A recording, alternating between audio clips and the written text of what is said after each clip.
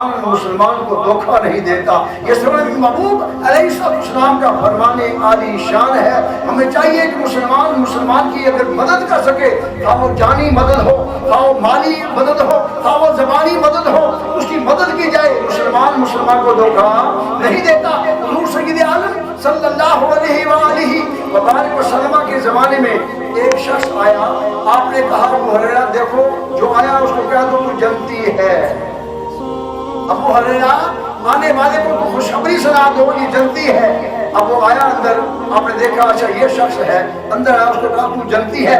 محبوب علیہ السلام نے فرما دیا تو جنتی ہے۔ اب دوسرے دن پھر وہ بندہ آیا، سرکار میں آنے والے کو کہہ دو کہ تو جنتی ہے۔ جب تیسری باری دیکھا وہی بندہ ہے، سرکار نے بغیر دیکھے کہہ دیا کہ وہ جنتی ہے۔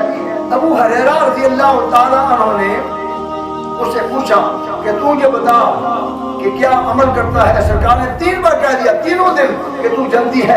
اس نے کہا باقیہ میں کسی مسلمان کو دھوکہ نہیں دیتا، میں کسی مسلمان کو دھوکہ نہیں دیتا۔